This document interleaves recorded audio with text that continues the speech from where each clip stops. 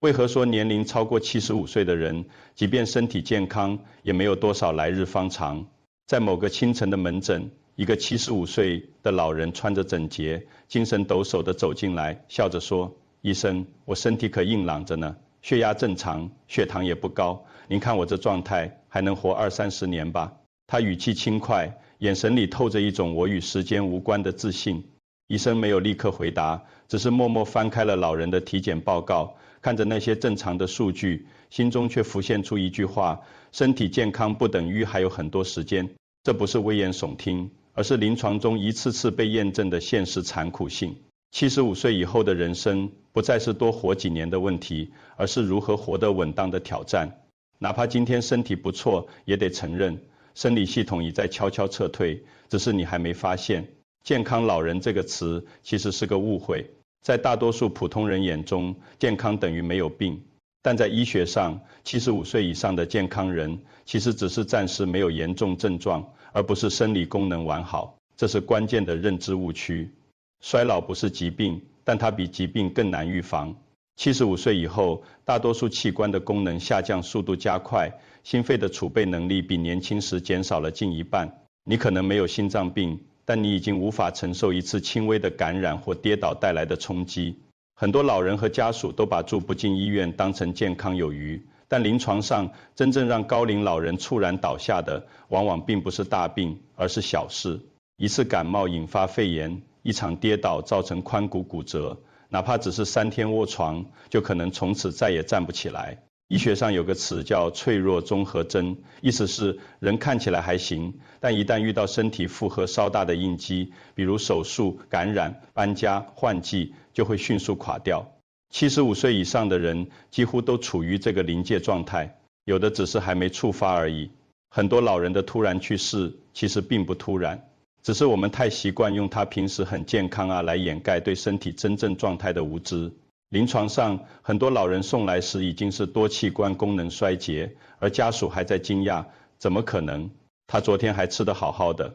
真正的健康认知，不是我爸还能活多久，而是他还能稳稳当当的活多久。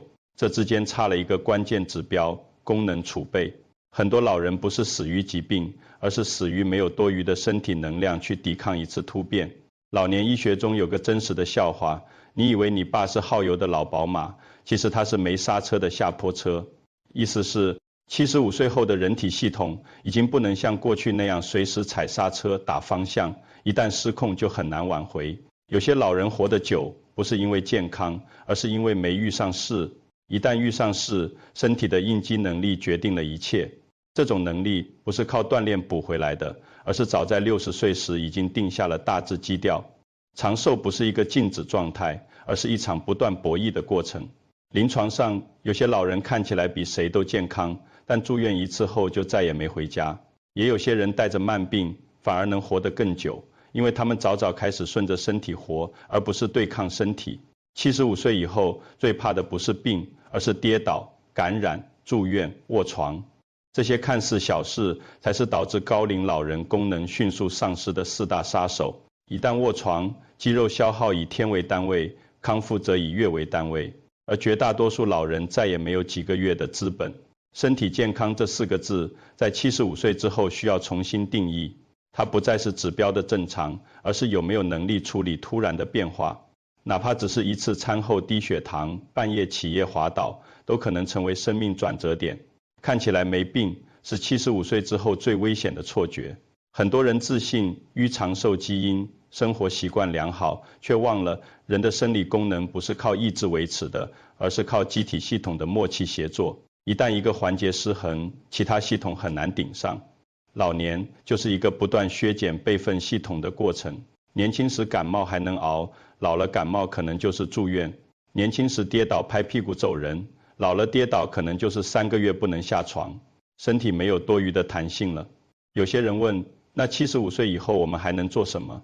答案是接受有限，珍惜当下，减少折腾。别再追求老当益壮，而是转向安全落地。别再幻想还能拼几年，而是学会稳扎稳打。真正聪明的老人不是活得久，而是把每一天都活得有节制。他们明白，任何一次没必要的冒险都可能是最后一次。